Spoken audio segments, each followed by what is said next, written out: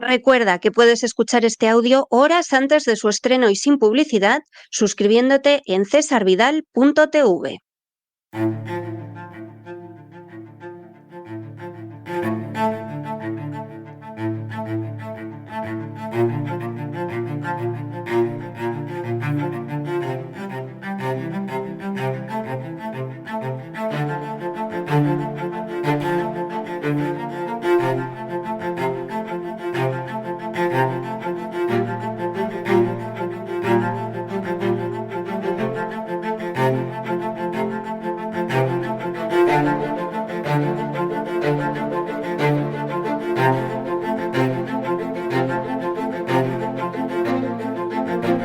Así fue España, con César Vidal y Lorenzo Ramírez.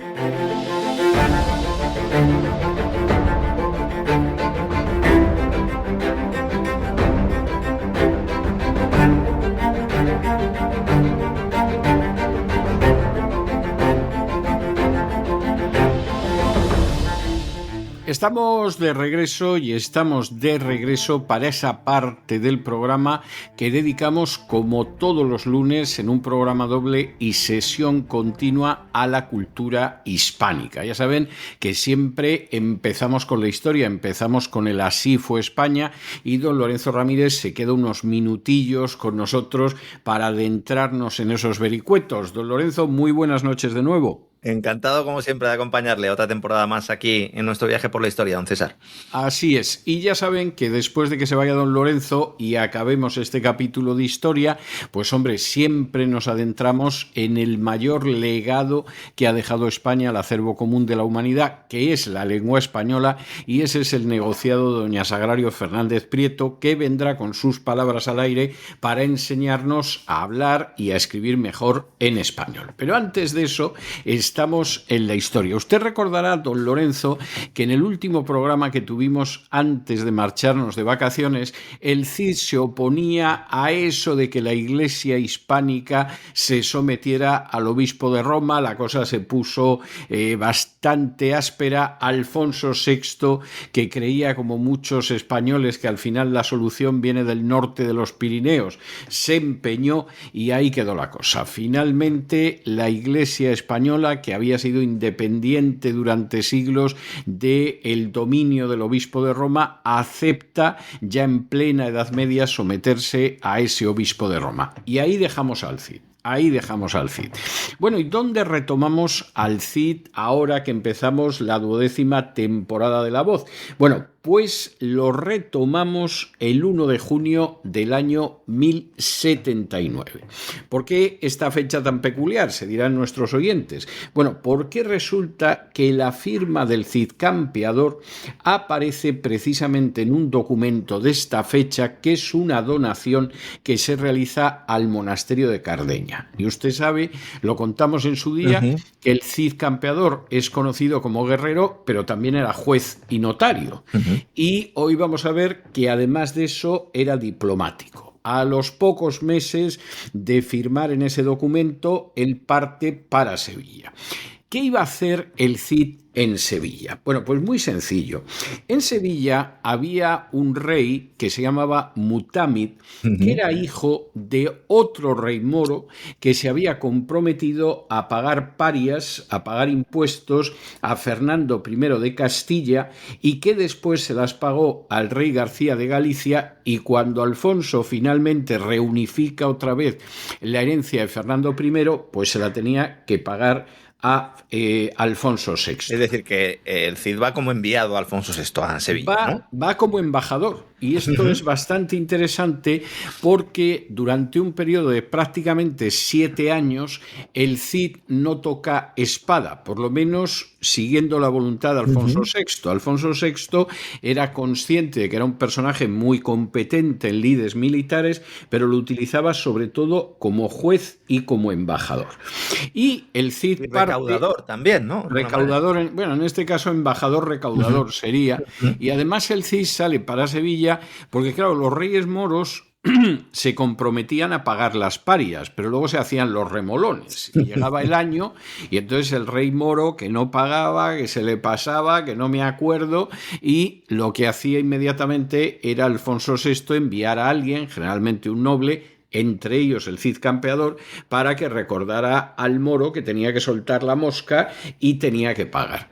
Y resulta que el Cid llega en un momento a Sevilla en que Mutámid estaba amenazado por el rey de Granada. Esta es una historia en la que no nos vamos a detener mucho, pero que es muy bonita, porque aparte de que los dos fueran reyes moros, se llevaban a matar por razones de tipo racial. Es decir, mientras que en el caso de Sevilla se trataba de un monarca que era culto, que descendía directamente de los yemeníes, es decir, era de sangre árabe, de esa aristocracia árabe escasa que se había producido y que además, bueno, pues él era un poeta, la mujer era poetisa, en fin, aquello era algo verdaderamente impresionante.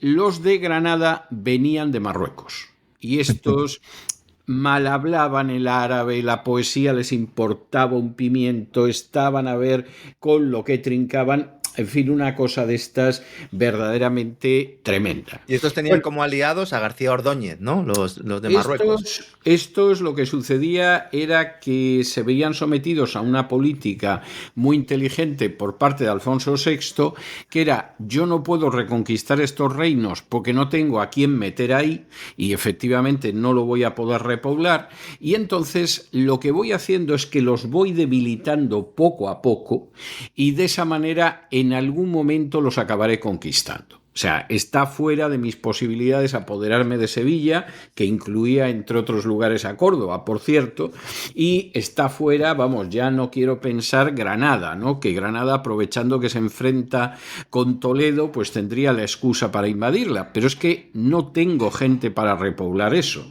Entonces, lo que voy haciendo es que los voy debilitando, los voy sangrando, y cuando llegue el momento, pues aquí nos hemos hecho absolutamente con todo.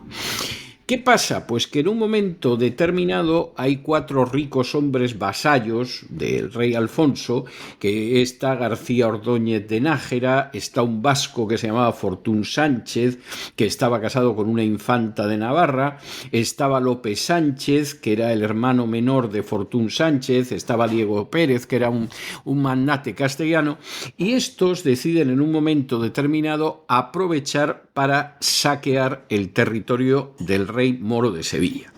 Claro, cuando estos entran, por eso de que vamos a saquear, que para eso venimos del norte, el rey moro de Sevilla inmediatamente dice: oiga, que esto no puede ser, que yo estoy aliado con el rey Alfonso VI, que soy su vasallo, que le voy a pagar las parias.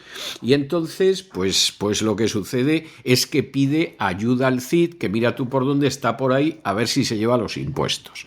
El rey moro tenía toda la razón del mundo, es decir, yo estoy pagando aquí los impuestos para que ustedes me den protección, como hemos visto en todas las películas de la mafia, solo que aquí el papel de Al Capone lo representaba Alfonso VI de León. Y efectivamente el Cid dice, pues claro, no se puede permitir que estos 4 ricos hombres vasallos de Alfonso le ataquen al rey moro, y se enfrenta con ellos. Este es un episodio tremendo porque, claro, García Ordóñez y los granadinos tenían un ejército impresionante. Y cuando el Cid les dice que hagan el favor de no meterse donde no quieren, etcétera, etcétera, estos se parten de risa. Es más, se dedican a seguir saqueando por el territorio de Mutámid hasta llegar a un castillo que había en la frontera, que era el Castillo de Cabra. Y entonces Rodrigo, que llevaba 7 años sin haber podido salir a campaña, porque Alfonso no quería que echara mano a la espada, y lo que quería era que se dedicara, pues eso, a ser juez, a ser notario, etcétera, etcétera, se enfrenta con esta gente. Aquí, teóricamente, el de Nájera tenía que haberle dado un palizón al Cid de campeonato. porque eran sus mesnadas, Con las número de mesnadas, efectivos, estrategia, logística. Exactamente, combatían además en terreno propio, contaban con el apoyo de los granadinos, pero lo cierto es que el Cid, teniendo muchísimos menos hombres, los vence a todos. Y no solamente los vence, sino que los hace prisioneros. Se discute, porque esto está por ver si efectivamente es verdad o no, el poema del Cid dice que sí, pero esto es discutible. Se discute si en un momento determinado Rodrigo Díaz de Vivar, el Cid campeador, le agarró las barbas al conde de Nájera y se las mesó. Que claro, esta era la ofensa máxima que se podía hacer a un noble, y claro, esto significaba el odio perpetuo, pero vamos, para toda la vida. Es posible que esto no sucediera, es posible que esto sea un adorno del poema del Cid, pero desde luego el conde de Nájera, que estuvo 3 días en prisión porque el Cid estaba decidido a que quedara muy claro que estaba en prisión, se lo tomó muy mal y se convierte inmediatamente en un enemigo jurado del Cid campeador. Esta victoria tuvo una resonancia tremenda, porque claro, un personaje que con una cantidad de tropas muy pequeñas, a fin de cuentas había bajado como embajador a decirle pague usted que su obligación es pagar, pudiera derrotar a un ejército invasor que no solamente eran las tropas de León y Castilla, sino que además incluía unos contingentes granadinos, pues claro, esto le proporciona una fama impresionante al Cid, aparte de la que tenía, y al conde de Nájera le deja como Rufete en Lorca. De hecho, al conde de Nájera, a partir de entonces, le empiezan a llamar García de Cabra, y cosas peores que... Por la batalla homónima. Exactamente. Y además algunos decían que incluso le fue a llorar al propio Alfonso VI, ¿no? Es decir, oye, ¿cómo permites tú? Fue a llorar, o sea, esto ¿cómo me lo puedes hacer? Entonces, claro, aquí el fulano de Cabra, García de Cabra, al que llamaban también el Crespo de Grañón, y ya los moros, con una mala baba increíble, le motejaron como el boquituerto, pues claro, evidentemente se puso hecho una fiera. Entonces, este marchó a llorarle a Alfonso VI, mientras el Cid, bueno, regresa victorioso a Sevilla, Mutámid le da el tributo que tenía que pagar a Alfonso VI porque le ha salvado, e incluso parece que le hizo regalos. El caso es que en mayo de 1080, el Cid ya estaba en Burgos, y allí estaba García Ordóñez, pero verdaderamente hecho un basilisco. E inmediatamente empiezan a circular hablillas contra el Cid. Que si a te quedas el dinero, exactamente, ¿no? Claro. Se le ha pegado dinero en los dedos de lo de Mutámid, que cómo se puede hacer esto a los nobles, y lo grave que de te crees más importante que el rey, que no quieres ir enviado, que eres tú el jefe, ¿verdad? Que las parias se quedan por el camino. Efectivamente. Que recaudas donde no hay que recaudar, sin autorización del rey. Exactamente. Con lo cual, pues claro, evidentemente esto a Alfonso le hacía maldita la gracia. Y lo grave del asunto es que esto, que parece ser que al final era simplemente una manifestación de esa envidia tan hispánica, ¿no? Ese deporte nacional que no es el fútbol, sino la envidia, pues claro, había incluso familiares del Cid que contribuían a la envidia. Es decir, vamos a ver, pero ¿este qué se ha creído? O sea, que hay gente en la familia que es tan ilustre como él, pero ¿cómo es posible que este se dedique a estas historias? El Cid queda en una situación comprometida, porque aunque el rey tendría que haberle reconocido cómo había sustanciado con bastante éxito la embajada ante Al-Mutámid, pues la verdad es que ya tiene una serie de personas que le tienen entre ojo y ojo, entre ellos el rey. Y entonces se va a producir otro episodio que, por eso de que el Cid triunfa y lo hace muy bien, te coloca en pésima situación. O sea, en España no hay nada como hacer bien algo para que se te echen encima de la chepa, que es la guerra de Toledo. La Guerra de Toledo es un episodio muy interesante, pues bueno, de una taifa importante que en un momento determinado pues tiene sus luchas internas, sus asesinatos, sus envenenamientos, sus degollinas, etcétera, etcétera, etcétera. Y lo que sucede es que Alfonso VI aprovecha esa situación para intentar ver cómo prepara el camino para la reconquista de Toledo. En Toledo está un nieto del famoso Mamún, del que hablamos en su día, como rey de Toledo, como régulo de esta taifa de Toledo, pero hay una parte de la población que no le quiere ni a tiros y que le ofrece el reino de Toledo al rey moro de Badajoz, que se llamaba Gumar Matahuaquil. Bueno, Matahuaquil, pues evidentemente está encantado de que le ofrezcan Toledo, y cuando sale corriendo el rey de Toledo, porque se ve que se llamaba Alcádir, cómo iba a ir la cosa, pues él entra en Toledo y dice, me quedo con Toledo. Matahuaquil lo que pasa es que se lo pasa de maravilla en Toledo. O sea, piensa que entre el río Tajo y la muralla aquí no va a poner Alcádir, no va a poder regresar y apoderarse de la ciudad otra vez, y estuvo 10 meses de rey de Toledo. Pero parece que se lo pasó verdaderamente de muerte. Lo disfrutó. Los banquetes eran impresionantes, las borracheras, a pesar de lo que dice el Corán sobre el consumo de vino, bueno, eran auténticamente báquicas, y claro, en un momento determinado, pues vuelve Alcádir, pero vuelve con las tropas de Alfonso. Y claro, en ese momento, pues realmente el rey de Badajoz dice, aquí se acabó el vino, o a lo mejor dijo, no hay casera y nos vamos, pero el caso es que se marchó apresuradamente. Eso sí, después de correrse unas vacaciones de 10 meses en Toledo, difíciles de mejorar, vamos, eso no lo supera ni Ábalos. O sea, una cosa verdaderamente tremenda. Alfonso VI le dice a Alcádir, que es el rey restaurado en Toledo, que bueno, que no se preocupe, que le va a proteger. Le saca muchísimo dinero, le saca unas plazas fuertes. El pobre Alcádir se cree o se quiere creer que va a seguir siendo rey de Toledo, pero los planes de Alfonso VI estaban tan claros, en el sentido de que en cuanto que se descuiden los toledanos entro en la ciudad, que por esa época, en torno a 1081, le manda un mensaje al Papa en el que le dice que vaya pensando en restaurar el arzobispado de Toledo.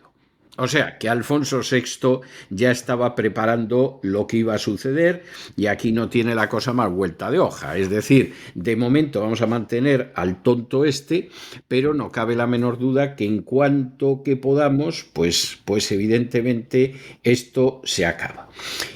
En esos momentos se produce una situación verdaderamente notable, y es que mientras está por tierras toledanas Alfonso VI, viendo todo lo que rebaña antes de dar el gran asalto a la ciudad de Toledo, que él veía inminente y que hablaremos de ello en su día, resulta que hay un grupo de moros que deciden entrar en tierra de Castilla y atacar el castillo de Gormaz. El Cid no ha ido con Alfonso a esta campaña toledana porque estaba enfermo, pero cuando se entera de que efectivamente han entrado los moros en Gormaz, bueno, le falta tiempo para convocar a sus caballeros y entrar en una cabalgada por el reino de Toledo verdaderamente impresionante. Las tropas del Cid, de nuevo, son escasas. Los enemigos son mucho más numerosos. Pero el palizón que le propina el Cid a los moros de Toledo es tremendo. Y esto, lejos de ser bien considerado por el rey, lo que acaba haciendo es que el rey diga, yo me tengo que deshacer de Rodrigo porque este chico me hace cosas que no están bien. Claro, existe la duda de si realmente él le dice que vaya, si lo hace de una forma ambigua, si aprovecha luego después para darse cuenta de que no puede romper con Toledo y entonces es cuando pues pone al Cid en la diana, ¿no? Ha habido diferentes interpretaciones, ¿no? Hay distintas interpretaciones. Hay interpretaciones que dicen que en ese enfrentamiento civil que hay en el reino de Toledo, pues cuando el Cid entró dando estopa, no distinguía entre los que se suponía que eran moros buenos y moros malos. Y claro, si atizó a los moros supuestamente buenos, pues Alfonso VI tenía la obligación de decir que yo no tengo nada que ver con esto. Incluso crónicas musulmanas, ¿no? Apuntan eso, ¿no? La historia de Lich iba por ahí, ¿no? Exactamente. Y entonces, evidentemente, eso le colocaba al rey en una situación delicada. Esa es una posibilidad, pero la verdad es que no es una cosa que tengamos claramente establecida. Presiones de los nobles también, ¿no? Esto es. Claro. Esto es decir, lo más seguro, y conociendo que le envidiaba muchísimo, es que efectivamente empiezan otra vez a comerle la oreja a Alfonso VI para decirle a este hay que sacarle de aquí porque no nos crea nada más que problemas y porque en el grupo de los envidiosos, como dice Ramón Menéndez Pidal, lo llama los invidentes, lo cual cuando yo lo leí siendo niño yo pensaba que estaba la corte de León llena de ciegos y no, es que utiliza el participio presente del verbo envidiar en latín, que son los invidentes, ¿no? Entonces, pues bueno, los envidiosos empiezan a insistir. Hay un elemento sociológico y psicológico muy importante en las cortes de la época, porque estamos hablando del siglo XI y pasaría en el siglo XII también, que es una figura que recibe el nombre de mesturero o también de mezclador. Entonces, ¿quién era el mesturero o el mezclador? Bueno, pues era el encizañador de la corte. Es decir, el tío que llegaba y de pronto decía, oye, ten cuidado con este que está haciendo el programa de radio de la noche, que lo escuchan más que a ti por la mañana, ¿no? Y entonces, pues evidentemente... O con uno que te ha sustituido en verano, ten cuidado, exacto, a ver si resulta a ver qué pasa con este, etcétera. Y entonces, claro, el mesturero, el mezclador, que lo de mezclador está muy bien, porque claro, mezclaba mentira, verdad, bajas pasiones, protestas de lealtad, etcétera. Pues, la serpiente, ¿no? La serpiente. Exactamente. Y entonces estos, que eran unos personajes repugnantes, o sea, por un lado aduladores y pelotas, por otro intrigantes y delatores y tal, bueno, en la corte de León tenían un éxito tremendo y lo tuvieron durante mucho tiempo. O sea, Alfonso VI, esto de que le llegara alguno y le dijera, majestad, yo no quisiera decíroslo, en fin, me duele más que a vos, pero no os fiéis del castellano del Rodrigo, porque el Rodrigo es lo que es. Además, vos con mucha sabiduría lo habéis mantenido aparte de la guerra y en cuanto que puede el tío se sube a caballo, agarra la espada y está organizando líos. En fin, ¿qué hacemos aquí? Y entonces, pues bueno, pues Alfonso VI decide que lo expulsa de la corte de León y lo destierra muy injustamente. En la corte de León, como en la corte de Castilla, había una influencia muy grande del derecho germánico, muchísimo mayor a través de los visigodos, una influencia mucho mayor que en otras cortes europeas. Curiosamente, pues cortes en las que el peso germánico en términos raciales seguramente había sido mayor que en España, pero en España pero no tan cercano en el tiempo, ¿no? A lo mejor, ¿no? No, bueno, más o menos igual de cercano. Lo que pasa que, claro, en España sí se había conservado esa herencia visigótica, además con orgullo, porque, claro, era la monarquía unificada que destrozan los invasores musulmanes. Y entonces era aferrarse a ese pasado. Y en ese derecho germánico, las relaciones de vasallaje las podía romper tanto el señor como el vasallo. Es decir, en un momento determinado el señor podía decir, se acabó, no eres mi vasallo, ya te estás marchando, o el vasallo podía decir, bueno, yo ya estoy harto de servir a este señor, de servir a este rey, y me voy. Y esto se podía hacer por voluntad de una de las partes.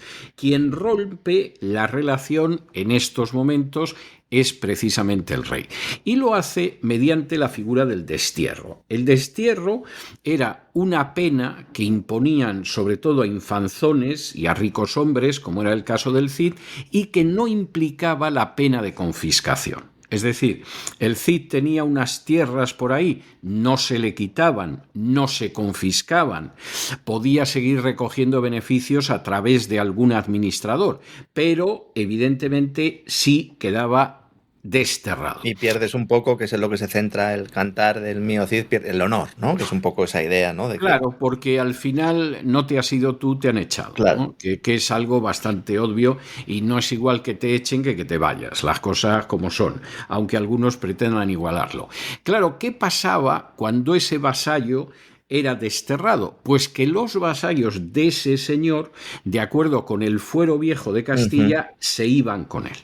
Y eso era lo que formaba la mesnada. ¿Qué era la mesnada? Que algunos piensan pues, que era un ejército, etcétera. Podía serlo, pero la mesnada estaba formada por los criados del señor, estaba formada por los parientes de ese señor que también se iban con él, y luego estaba formada por lo que se llamaba los soldadados, que es el origen de la palabra soldados, es decir, aquellos que recibían un sueldo al servicio del señor.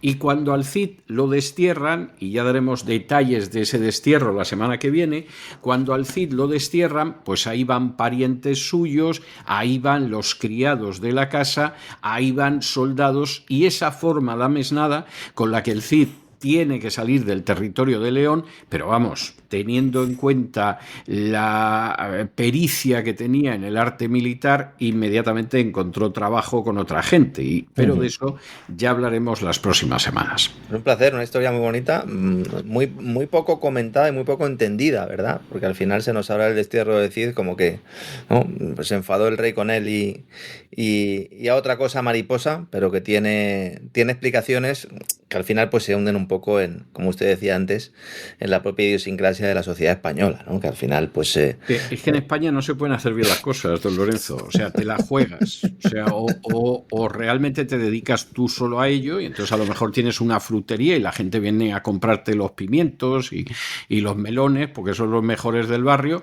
pero como estés en relación con gente que va por ahí adulando y mestureros, como los llamaban, o mezcladores, bueno, tú haz las cosas bien que lo vas a pagar, ¿no? Hay que tener siempre mucho cuidado con las serpientes, sí, aunque sepamos que están, y evidentemente algunos pues hemos navegado en aguas repletas, ¿no?, de estos reptiles, ¿no? Hemos pasado por esos pantanos y no cabe la menor duda, sí, así es. Muchísimas gracias por todo, siempre. Lorenzo. Nos volvemos a encontrar mañana en el Despegamos, Dios mediante. Muchas gracias a usted, don César. Hasta mañana.